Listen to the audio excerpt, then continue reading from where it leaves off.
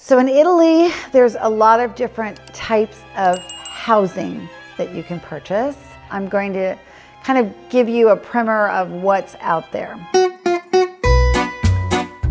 Let's start with an abandoned barn. So as far as an old barn goes, nobody loves one more than I do. So if you're into living in an old barn, that's something worth looking into. They're usually not particularly expensive. If you're clever, you can renovate them for not a lot of money. The nice thing about a barn is you're gonna have high ceilings, beautiful windows because they have these really cool brick lattice work in them, quite beautiful. You know, beautiful woodworking, obviously, wooden beams and great planking floors. Once you uncover all the hay, there's a lot of character to a barn. It is a shell, but it's a really beautiful shell. I'm all about an old crunchy barn. This would be my house. This is fantastic. Technically, you could add on to this a little bit, so you could blow it out this way. You could have a cute little main house. So I would make this the main house. For me as a writer, I mean, that just seems like it would be a fantasy. Sometimes they come with lots of land, sometimes they don't. Sometimes you can negotiate how much land you want. So let's say you want a veggie garden and you only want like 2 acres. Let's say it's on 100 acres and you want to plant wheat, you can do it. So the freestanding home, there's 2 different types. There's the type that has been around since the 80s and it looks like the 80s on the inside. Wow, this is so like retro 80s. Like, wow, like this, look at this disco floor things. What in the actual heck is this?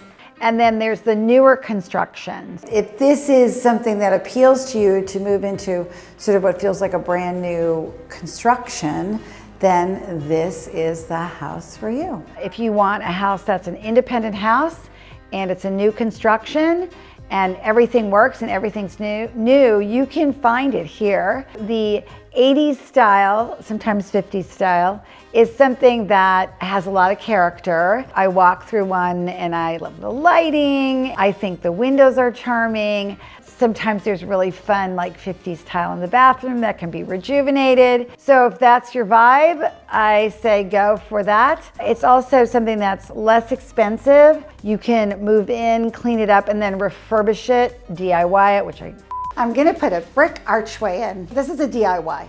This is definitely DIY, 100%. By the way, DIY, good luck in Italy. God bless you, good luck, good luck, good luck. Look at these switches and look at the way this is finished. Oh, don't DIY, people. You could DIY it if you're clever, or you can sort of renovate it slowly, and so it's much more budget friendly. You can find those in the countryside. A lot of times you can even find those in small towns. If that's something that you're looking for, that can be found here.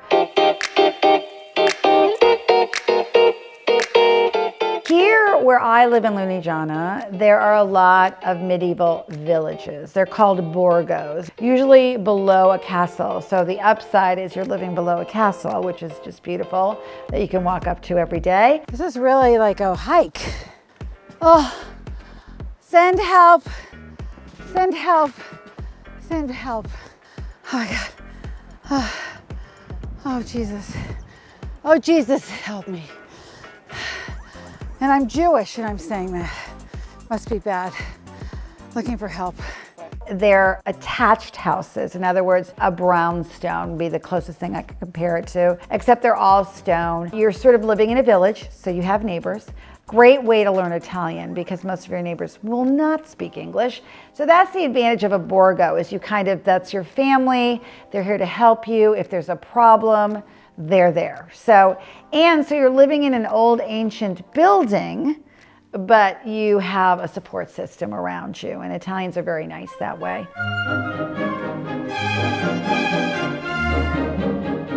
You can also buy an apartment, and there are lots of apartment buildings. Similar situation where you have neighbors. If you're good with living with other people, an apartment is a great option. Easy to renovate, not very big.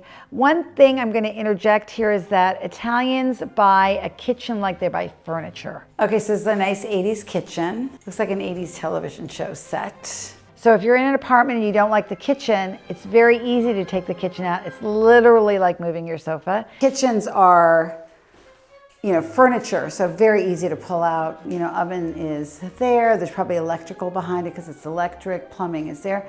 This would be really easy to retrofit, so I like it. And then you can buy a complete kitchen and just move it in, have your plumber connect everything, and you're good to go with your new kitchen. So it is very easy here to renovate an apartment. You also have the security of having all the other people around.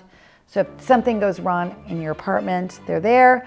Usually an apartment will have like a caretaker, a general caretaker, and you have a relationship with this person, you give them a key, they can go in, check if there's any water flowing or anything happening. So that is also a good option. A palazzo is like a baby palace, and the nobility would build these, and they were very opulent, beautifully appointed, usually in a city, so they would have all the city amenities. Now they're selling off parts of palazzos. Okay, now here comes a really big question. If I wanted to renovate this, not really change anything other than putting in electrical, doing the plumbing, obviously, bathtubs, showers, blah, blah, blah, making it very livable. Where's the number at? They're saying that normally it would be between 1,000 and 1,500 euros per square meter. Right. For me, it would be, I'd say 2 million, and my husband would say, 3 million. Being married to me, it would be 3 million. So this is a $3 million project. So if you're willing to do a big project like this is gorgeous. It's just a gem.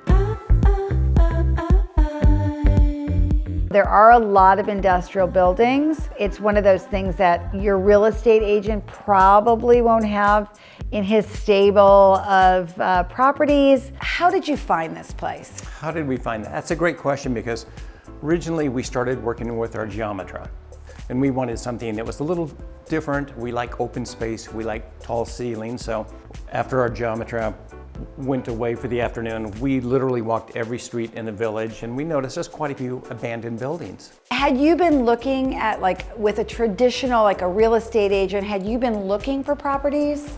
Yes. So you had looked at a bunch of houses. Yes, yeah. And you decided sort of on your own to sort of wander the town and see if there were any abandoned buildings. Every village has them, and I think that's really the way to find, that real gem or that deal that's still undiscovered, that's going to fit our needs. Go around with a real estate agent, but don't, forget that I always say everything in Italy is for sale. Absolutely. Essentially, you can ask and say, is this for sale? Is there a warehouse available, or is there a cool old olive mill, or that's another thing, you can buy an olive mill. So originally, this building was the ancient olive mill, built in 1446 by the Malaspinas for the Bagnoni Castle on the hill.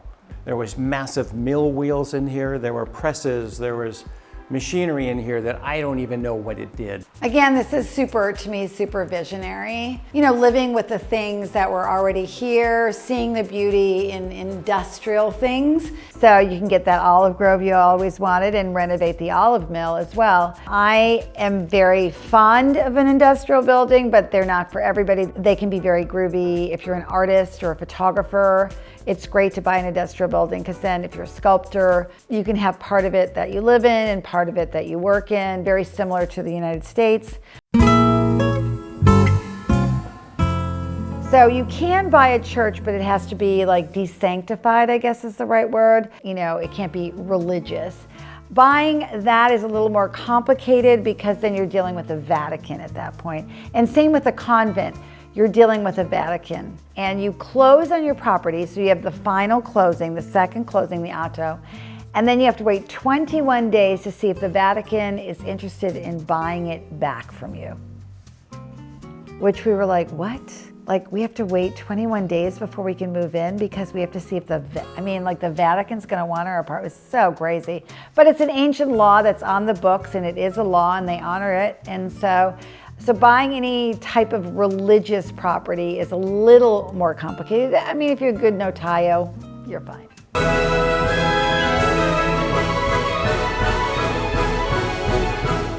We live in a region actually that has the most castles per capita in all of Italy, which is a fun and little known fact. I have a couple friends that live in castles. They were bought castles, actually. They weren't like generational. My friend Jacopo lives in a castle that was bought in the 70s by his family. He grew up in the castle because his dad liked the castle. So I love looking up at the ceiling because this really is like the top of the castle.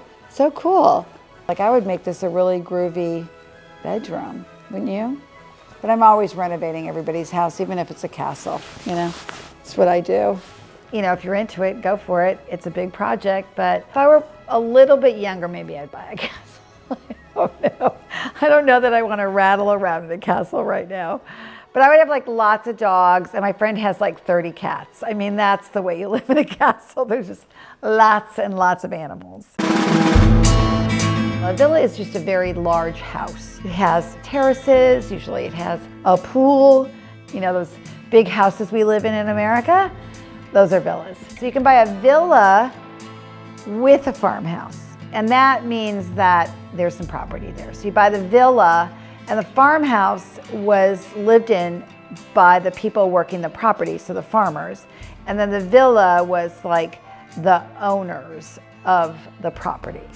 And so they have, those things are available as well. You know, we have the same thing in America. It's just that here, it's just a lot older, a lot older. So there's so many options of how and where to live. It goes back to my suggestion and my tips where you should live here because you should see what's available in the town that you've fallen in love with. I highly suggest that you look at all of the above and see what fits your pocketbook and your lifestyle, and yeah, you'll be real happy here.